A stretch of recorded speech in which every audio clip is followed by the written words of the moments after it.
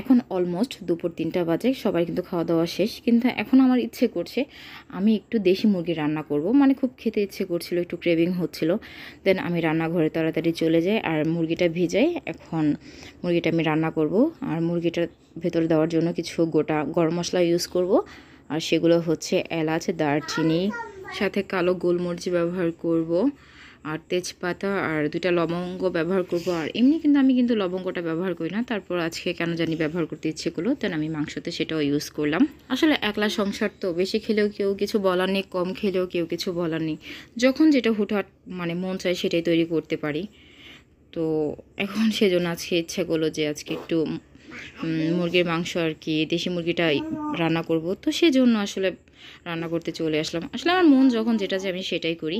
আর মশলার কৌটাগুলো একদমই ইনটেক ছিল, আসলে খুলতে ভুলে গিয়েছিলাম। আসলে অনেক কিছু অনেক সময় মনে থাকে, আবার অনেক কিছু ভুলে যাই।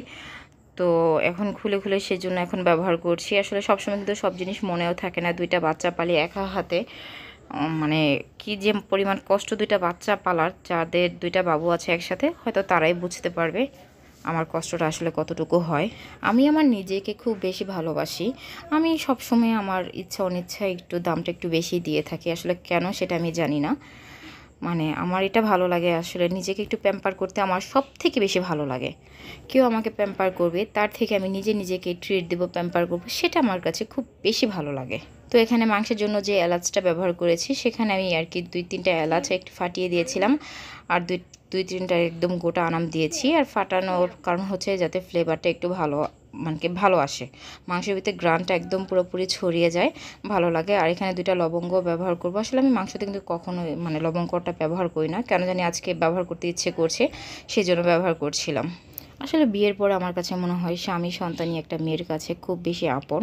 আর স্বামী যদি সাপোর্টিভ হয় আসলে, তাহলে লাইফটা মনে হয় আর একটু বেশি সুন্দর হয়ে যায়। স্বামী যদি ভালো হয় আসলে জীবনে সব কিছুই মনে হয় আরও বেশি রঙিন হয়ে যায়, সব কিছু মনে হয় আমার কাছে স্বপ্নের মতো হয়ে যায়। কিন্তু তারপর সংসারে কিন্তু ভালো মন্দ মানে সব কিছু মিলিয়ে সংসার। আপনি যে সব সময় যে সুখটাই যে উপভোগ করবেন তেমন কিন্তু নয়, কষ্টও কিন্তু আছে। কিন্তু তারপরে সেই কষ্টগুলোকে আপনাকে ধৈর্য সহকারে পার করতে হবে, না হলে সংসার জীবনে কিন্তু আপনি হেরে যাবেন।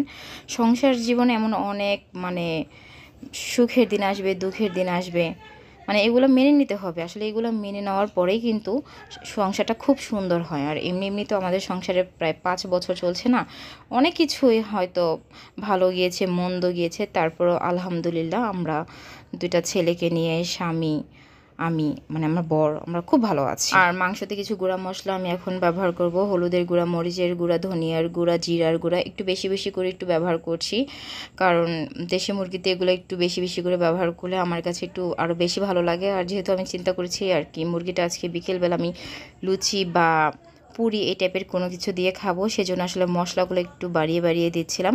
তারপরে সাথে দিচ্ছিলাম আদা রসুন, এখানে হয়তো 1.5 টেবিল চামচ আদা রসুন হবে। আর মুরগিটা তো এখানে প্রায় আমি নিয়েছিলাম 1.5 কেজি মুরগি, আর পরিমাণ মতো আমি লবণ দিয়ে দিয়েছিলাম, কারণ লবণটা ফার্স্ট আমি একটু কমই দিই, কারণ পরে লাগলে কিন্তু লবণটা দেওয়া যাবে। আর যদি বেশি কটা হয়ে যায় মানে একটু লবণাক্ত হয়ে যায়, তখন কিন্তু খেতে অতটা ভালো লাগবে না। তারপর পরিমাণ মতো তেল দিয়ে দিলাম, মানে মুরগিটা একদম মাখানো টাইপের মুরগি করব, হাতে যেভাবে মাখিয়ে বসায় সেভাবে আর কি বসাবো। দেন আমি পরিমাণ মতো পেঁয়াজ দিয়ে দিলাম, কাঁচামরিচও দিয়ে দিলাম একটু ঝাল ঝাল করার জন্য।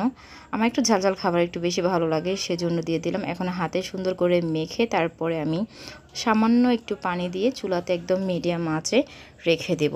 আর আস্তে আস্তে হোক, প্রায় আধা ঘন্টার মতো আমি এটাকে এভাবে আস্তে আস্তে কষিয়ে নিব।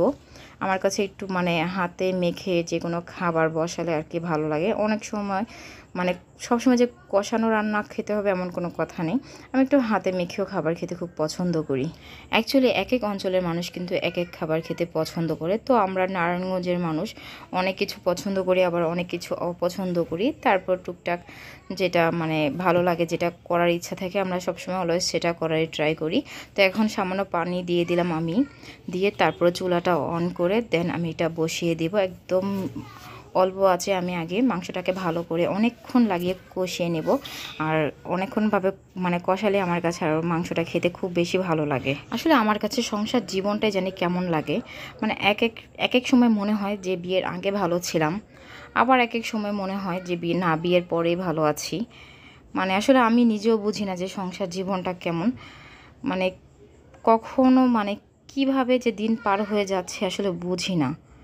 ছেলেরাও দেখছি যে বড় হয়ে যাচ্ছে, মনে হয় যে সেদিন আমার বড় ছেলেটা হলো, তারপর ছোট ছেলেটা হলো, ওরাও যেন কীভাবে বড় হয়ে যাচ্ছে। আসলে দিনগুলো যে কিভাবে চলে যাচ্ছে মানে বুঝতেই পারছি না। আর এদিক দিয়ে আমার মাংসটা মানে প্রায় কষানো হয়ে যাচ্ছে, মানে মিডিয়াম আঁচেই। তো এখানে যে মাংসের ভিতর যে ডিমগুলো দিয়েছিলাম সেগুলো কিন্তু হয়ে গেছে। এটা আসলে মুরগির পেটের ভেতর থেকে ডিমগুলো বের হয়েছিল, তো সেই ডিমগুলো আমি খেয়ে নিচ্ছিলাম। মানে আগে আম্মু কখনো কিন্তু এই ডিমগুলো আমাকে খেতে দিত না, আসলে কেন জানি না, কিন্তু কখনোই খেতে দিত না, বলতো নাকি ভালো না। কিন্তু এখন দেখি যে সবাই খায়, সেজন্য আমি এবার ফার্স্ট টাইম এই মুরগির ডিমটা আর কি ট্রাই করলাম। মুরগির মাংসটা খাওয়া হলে কখনো এই মুরগিটার ডিমটা খাওয়া হয়নি, মানে পেটের ভিতর থেকে যে ডিমটা বের হয়। তো এই ফার্স্ট খেলাম, আমার কাছে কিন্তু খুব ভালোই লেগেছিলো।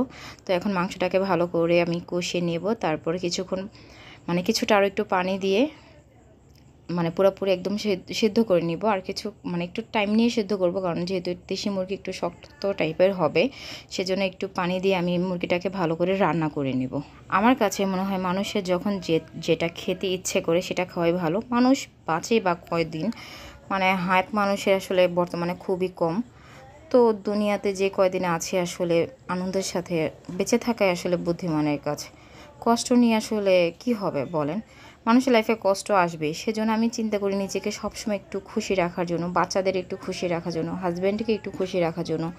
মানে লাইফে হয়তো আমার কাছে হ্যাপিনেসটাই আসলে সব থেকে বড় একটা গিফট আল্লাহ তালার।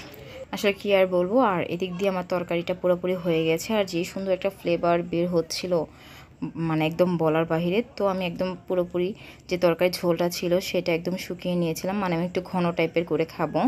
তারপরে কিছুটা আমি মানে এখন প্লেটে উঠিয়ে নিয়ে তারপর একটু পুরিটা মানে পুরি দিয়ে খেতে আমার খুব ইচ্ছে করছিল। তো আমি বাহির থেকে দু চারটা আর কি পুরি আনিয়ে নিয়ে তারপরে মাংসটা দিয়ে খেলাম, মানে খুব ভালো লাগছিল। কি বলবো, মানে বলার বাহিরে মাংসটা এত পরিমাণ মজা হয়েছিল, আর একটু মশলাটা বাড়িয়ে দেওয়ার কারণে আরও বেশি মনে হচ্ছিল আমার কাছে টেস্টি ছিল।